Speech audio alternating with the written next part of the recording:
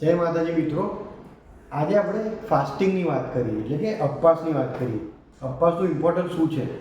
તો જુઓ કે બધા ધર્મમાં ફાસ્ટિંગનો ઉલ્લેખ કરવામાં આવ્યો છે.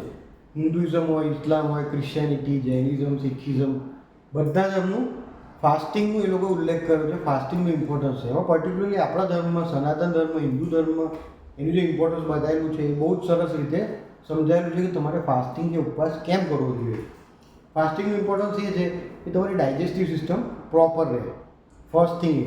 સેકન્ડલી, એ તમારા માઇન્ડને કંટ્રોલ કરે, તમારી ઇન્દ્રિયો પર કંટ્રોલ કરે.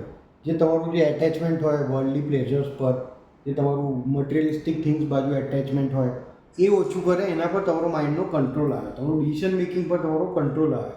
જે ગુસ્સો આવી જાય છે અમુક વાર, જે માઇન્ડ ફ્લક્ચ્યુએટ થતું હોય છે, ડિસિઝન મેકિંગ નહીં લઈ શકતા, સ્ટ્રેસ આવી જાય છે, આ બધા પર કંટ્રોલ કરે. ફાસ્ટિંગ કરવાથી આ કંટ્રોલ એક ડેવલપ થતો હોય છે. પ્લસ સાયન્સ જોવા જઈએ તો જે બાઇલ જ્યુસ કરીને કેમિકલ છે, જે તમારા ગોલ બ્લેડરમાં સ્ટોર થયેલું હોય છે, એ તમારું લીવર એ વસ્તુ રિલીઝ કરતું હોય છે જ્યારે તમે ફાસ્ટિંગ કરો ત્યારે. અને એ બાઇલ જ્યુસ જેટલા પણ ડાયજેસ્ટિવ સિસ્ટમમાં વેસ્ટ હોય છે એ વેસ્ટ બધા બહાર કાઢતા હોય છે બોડીમાં.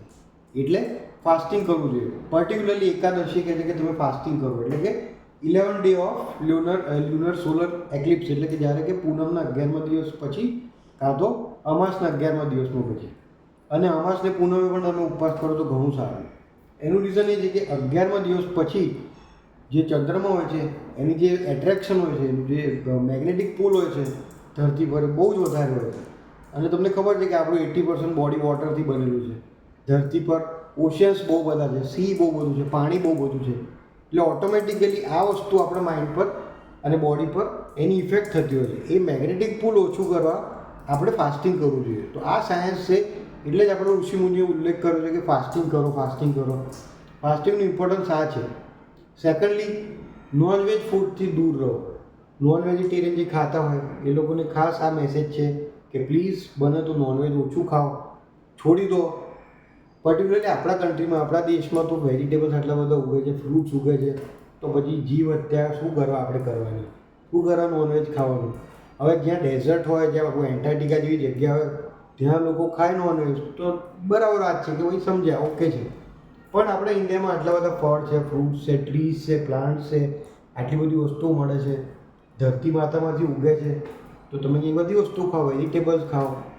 તો થોડુંક આ મારો જે મેસેજ છે એ તમારા ઘરમાં બધાને સ્પ્રેડ કરો, તમારા છોકરાઓને સ્પ્રેડ કરો, બધા આજુબાજુમાં લોકોને ફેલાવો.